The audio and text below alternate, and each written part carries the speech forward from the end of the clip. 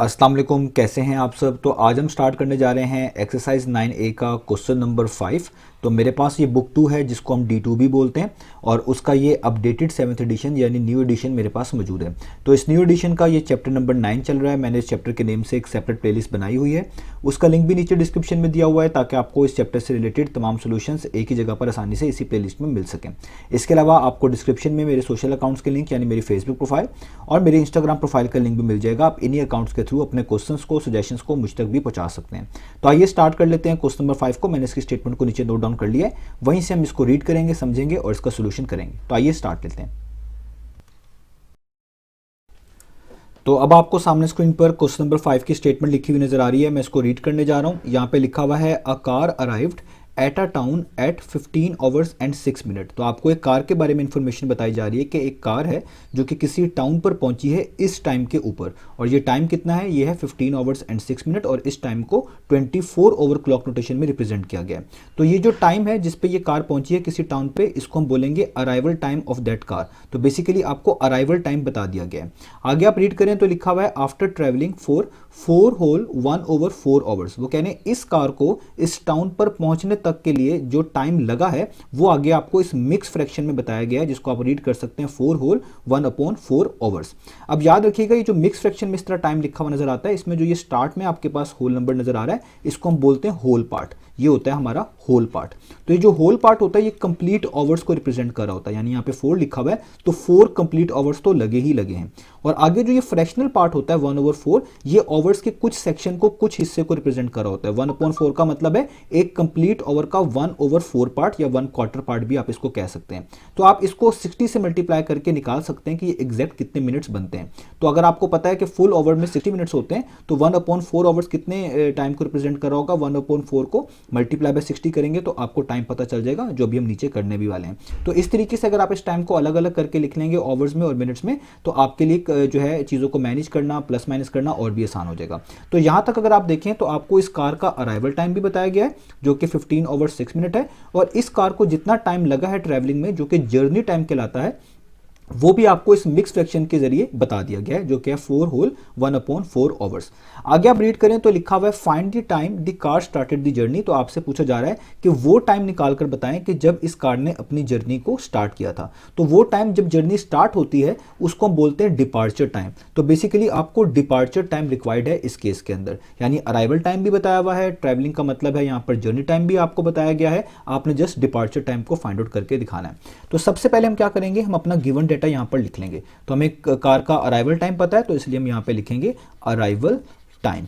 तो यहाँ पे मैं लिख रहा हूँ अराइवल टाइम और वो कितना है, वो है 15 आवर्स एंड 6 मिनट्स। ये 24 ओवर क्लॉक नोटेशन में आपको रिप्रेजेंट किया गया है। उसके बाद जो उसको ट्रैवलिंग में टाइम लगा है इस टाउन तक पहुंचने के लिए वो कहलाएगा जर्नी टाइम, तो वो भी मैं यहाँ पे लिखूंगा, तो वो है जर्नी टाइम। तो इसलिए मैं यहाँ पे लिखूंगा जर्नी टाइम। तो जर्नी टाइम कितना है, वो है 4 होल 1/4 आवर्स। मैंने आपको भी इसमें बताया जो होल पार्ट है ये कंप्लीट आवर्स को रिप्रेजेंट कर रहा होता है इस तरह के सिनेरियो में जब आगे आवर्स लिखा होता है। तो इसलिए आप यहाँ पे लिखेंगे कि 4 आवर्स तो कंप्लीट है, ये तो आप आसानी से लिख लेंगे। तो आप इस फ्रैक्शनल पार्ट को जो कि 1/4 लिखा हुआ है इसको मिनट्स में कन्वर्ट कर सकते हैं। तो 1/4 का मतलब है फुल ओवर का 1/4 पार्ट, और जब भी आपने किसी फुल चीज का कुछ पार्ट निकालना होता है तो आप मल्टीप्लाई करके निकालते हैं। तो ये बेसिकली ओवर का कुछ पार्ट है, 1/4 पार्ट है। तो आपको पहले ये पता होना चाहिए कि 1 ओवर कितने मिनट्स के इक्वल होते हैं। तो 1 ओवर आपको पता है वो 60 मिनट्स के इक्वल होते हैं। तो अगर आप ये जानना चाहते हैं कि 60 मिनट के लिहाज से 1/4 कितना बनता है, तो जस्ट 60 को और 1/4 को आप मल्टीप्लाई करा देंगे, जिस तरह मैंने यहाँ पर मल्टीप्लाई करा दिया। अब आप इसको सॉल्व कर लें तो 4 1 टाइम्स 4 आता है, 4 15 टाइम्स 60 होता है। इस 1 को आप इस 1 से कैंसिल कर दें या ना भी लिखें, जस्ट 15 लिख दें तो भी ठीक है। तो जस्ट यहाँ पर आपके पास आ जाएगा 15, क्योंकि 60 मिनट्स थे तो इसलिए आप यहाँ पे लगाएंगे मिनट्स। तो बेसिकली जो फ्रैक्शनल पार्ट होता है इस तरह के केसेस में ये आपको एग्जैक्ट मिनट्स इस तरीके से बता देता है अगर आप उसको 60 से मल्टीप्लाई कर दें। तो 1/4 का मतलब हो गया 15 मिनट्स। तो मैंने इस जो है टाइम को इस तरीके से ऐसे रिप्रेजेंट कर लिया अलग से ओवर्स और मिनट्स में, ताकि इसकी जो आप कह लें कैलकुलेशन, एडिशन, सब्ट्रैक्शन हमारे लिए आसान हो सके। तो अराइवल टाइम भी लिख लिया, जर्नी टाइम भी लिख लिया। अब हमने कौन सा टाइम निकालना था, हमने वो टाइम निकालना है जब इस ट्रेन ने जर्नी स्टार्ट करी है, जिसको हम बोलते हैं डिपार्चर टाइम। तो बेसिकली हमें डिपार्चर टाइम जो है वो रिक्वायर्ड है, तो इसलिए हम यहाँ पे लिखेंगे डिपार्चर टाइम और उसके आगे क्वेश्चन मार्क डाल देंगे कि ये हमें फाइंड आउट करना है। अब इससे पिछले क्वेश्चन में खासतौर पर जो टेबल से रिलेटेड क्वेश्चन क्वेश्चन था इसी एक्सरसाइज का, मैंने उसमें चीज़ें बताई थी कि जब भी आपको अराइवल टाइम दिया हो और जर्नी टाइम भी बताया गया हो और आपने डिपार्चर टाइम निकालना हो, तो आप अराइवल टाइम में से जर्नी टाइम को माइनस कर दें तो हमेशा आपको डिपार्चर टाइम मिलेगा। उसके लिए मैंने आपको एक फॉर्मूला भी बताया था, ये फॉर्मूला वर्क करता है, जो कि होता है अराइवल टाइम जिसको शॉर्ट फॉर्म में लिख रहे होते हैं ए डॉट टी, आगे डिपार्चर टाइम जिसको हम शॉर्ट फॉर्म में लिख रहे होते हैं डी डॉट टी, और प्लस जर्नी टाइम जिसको हम लिख रहे होते हैं जे डॉट टी। आप इसी फॉर्मूले को थोड़ा सा और मैनेज कर सकते हैं अपनी रिक्वायर्ड वैल्यू को फाइंड आउट करने के लिए, क्योंकि आपको डिपार्चर टाइम रिक्वायर्ड है, डिपार्चर टाइम यहाँ पर लिखा हुआ है, तो आप इस तरह समझ लें कि जर्नी टाइम यहाँ पर प्लस हो रहा है, अगर मैं इसको इक्वलिटी साइन के दूसरी तरफ मूव कर लूँ तो ये वहाँ जाकर माइनस हो जाएगा अराइवल टाइम में से, तो ये हो जाएगा arrival time minus journey time is equal to departure time. और इस फॉर्मूले का वही मतलब बनता है जो मैंने आपको अभी बताया कि अगर आप अराइवल टाइम में से जर्नी टाइम को माइनस कर दें, जिस तरह यहाँ पर माइनस हो रहा है, तो आपको डिपार्चर टाइम मिल जाएगा। तो ये फॉर्मूला वाला मेथड है, आप इस तरह भी चीज़ों को फॉलो अप कर सकते हैं। तो मैंने आपको फॉर्मूला वाला मेथड भी करके दिखाया हुआ है और एक टाइमलाइन वाला मेथड भी करके दिखाया हुआ है, क्योंकि मोस्टली क्वेश्चन हमने टाइमलाइन वाले मेथड से फॉलो किए, तो यहाँ पर भी मैं आपको टाइमलाइन बनाकर दिखाऊंगा। अदरवाइज आप अराइवल टाइम में से जर्नी टाइम को माइनस करके डायरेक्ट डिपार्चर टाइम भी निकाल सकते हैं, ये मैंने आपको यहाँ पर बता दिया। अब आपने जो टाइमलाइन बनानी होती है इस तरह के सिनेरियो में, वो कैसे बनानी होती है, यहाँ पे आपको बैकवर्ड जो है वर्किंग करनी पड़ती है। तो सबसे पहले आप क्या करेंगे, आप उस टाइम से स्टार्ट करेंगे जो आपको रिक्वायर्ड है, जिसको हम बोलते हैं डिपार्चर टाइम। अब देखिए डिपार्चर टाइम हमने क्योंकि फाइंड आउट करना होता है, तो इसलिए हम डिपार्चर टाइम की जगह पे लगा देंगे एक क्वेश्चन मार्क, यानी इस टाइम से हम स्टार्ट ले रहे हैं कि जो हमें फाइंड आउट करना है। अब आगे आपने इस टाइम पे जब क्वेश्चन मार्क बना दिया, अब आपने जर्नी टाइम को ना प्लस करते जाना है। और जर्नी टाइम को आप किस तरह प्लस किया करेंगे, आप इसको स्टेप बाय स्टेप प्लस कर सकते हैं, पीस बाय पीस जो है प्लस कर सकते हैं, कि पहले आवर्स प्लस कर लिए, फिर कुछ मिनट्स प्लस कर लिए, और जिस टाइम पर आप पहुंचेंगे उसी टाइम से आपने वर्किंग करनी है बैकवर्ड्स, तो आपको एग्जैक्ट टाइम पता चल जाया करेगा, जिसको हम डिपार्चर टाइम बोलेंगे। तो हम बेसिकली इस टाइम को फाइंड आउट करना चाहते हैं, इसलिए मैंने यहाँ पर क्वेश्चन मार्क लगाया। अब आपने अगला प्रोसेस क्या करना होता है, इसके आगे इस तरह का एक एरो हेड लगाना होता है। अब आपने इसमें हमेशा जर्नी टाइम को प्लस करते जाना है। तो हम क्या करेंगे, हम इसमें सबसे पहले ये आवर्स जो है प्लस करेंगे, कितने आवर्स, प्लस 4 आवर्स। तो हम यहाँ पे कहेंगे कि जो डिपार्चर टाइम था, जिस टाइम पर ये कार ने जर्नी स्टार्ट की होगी, उसको जाहिर बात है जर्नी टाइम जो लगा होगा वो जो यहाँ पे ऊपर लिखा है 4 आवर्स 15 मिनट्स लगा है, तो पहले तो 4 आवर्स गुजरे होंगे, तो इसलिए आप यहाँ पे लिखेंगे कि पहले 4 आवर्स हम उसमें यहाँ पर प्लस कर रहे हैं। तो ये हमने 4 आवर्स को यहाँ पर प्लस कर लिया। जाहिर बात है आपको क्योंकि डिपार्चर टाइम एग्जैक्टली पता नहीं है, तो वो आपने फाइंड आउट करना है। तो जब आप इसमें 4 आवर्स प्लस भी करेंगे तो आपको आगे आने वाला टाइम भी नहीं पता होगा कि 4 आवर्स प्लस करने के बाद क्या टाइम होगा, तो उसकी जगह पर भी आप इस तरह क्वेश्चन मार्क लगा देंगे।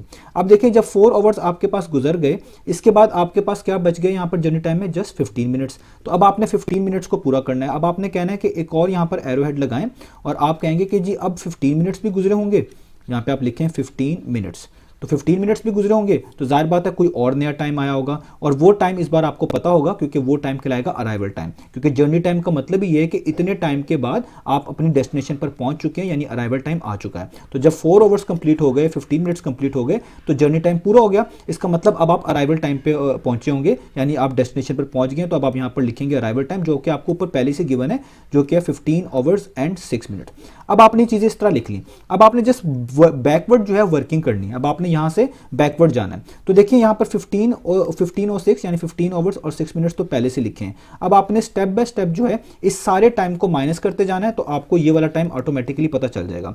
तो सबसे पहले आप देखिए यहाँ पे लिखा हुआ 15 मिनट। अब आपकी अपनी ये मर्जी है कि आप एग्जैक्टली 15 मिनट्स को माइनस कर लें या इसको ब्रेक करके माइनस कर लें। अब आपको पता है 15 क्या होता है, 15 को आप लिख सकते हैं 9 + 6, 9 + 6 करें तो भी 15 होता है, ठीक है। और डायरेक्ट आप माइनस कर दें 15 को, वो भी आप कर सकते हैं। मैंने 9 + 6 क्यों लिखा, क्योंकि आप देखिए यहाँ पर 6 मिनट्स एक्स्ट्रा हैं। अगर मैं 6 मिनट्स पहले कम कर दूं तो बाकी कैलकुलेशन मेरे लिए आसान हो जाएगी। अब मैंने इस तरफ एरो हेड लगाना है, यानी पहले मैंने क्या करना है, ये सारा टाइम क्योंकि बारी बारी माइनस करवाना है, तो सबसे पहले मैंने 6 मिनट्स माइनस करवाना है। तो मैं यहाँ पे लिखूंगा -6 मिनट, यानी अगर मैं इस टाइम में से जो यहाँ पे लिखा हुआ है 15 आवर्स 6 मिनट, 6 मिनट माइनस कर दूं तो कितना टाइम आ जाएगा, तो मेरे पास आ जाएगा 15 आवर्स।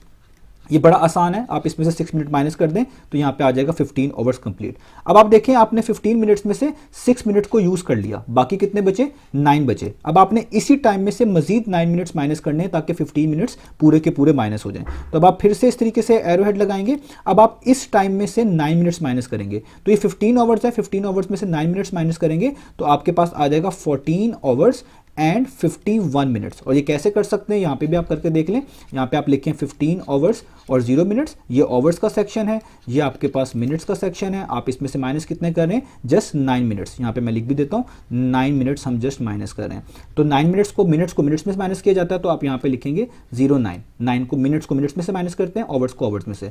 तो देखिए 9 तो नहीं माइनस हो सकते 0 में से, तो इस 15 को क्या बनाना पड़ेगा 14। और जब भी आवर्स से आप यहाँ पर मिनट्स पे जाएंगे, यानी मिनट्स कुछ बोरो करेगा आवर्स से, तो हमेशा 60 की फॉर्म में बोरो करेगा, क्योंकि एक आवर 60 मिनट के इक्वल होता है। तो आप यहाँ पर लिखेंगे 60। तो ये 60 में से आप जब 9 निकालेंगे तो आएगा 51, और ये 14 वैसे आ जाएगा, इसलिए मैंने यहाँ पे लिख दिया 14 आवर्स एंड 51 मिनट्स। तो अब आप देखें 6 और 9 15 बनते हैं, यानी आप 15 मिनट्स को माइनस करवा चुके हैं। अब जस्ट कितने मिनट्स आपके पास रह गए माइनस करवाने के लिए, मिनट्स नहीं सॉरी आवर्स कितने रह गए माइनस करवाने के लिए, वो रह गए 4 आवर्स। अब आप इसी टाइम में से बैकवर्ड वर्किंग करते हुए मजीद 4 आवर्स माइनस करवा देंगे।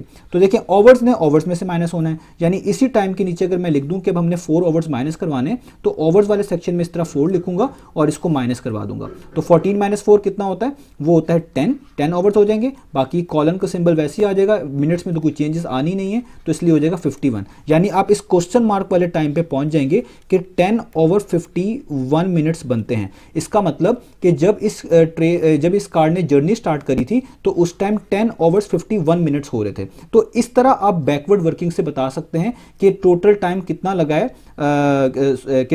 डिपार्चर टाइम कितना है इस कार का इस जर्नी के हवाले से। तो अब आप यहां पे लिख सकते हैं कि वर्किंग बैकवर्ड्स, ये आपको पता चल चुका है, वर्किंग बैकवर्ड्स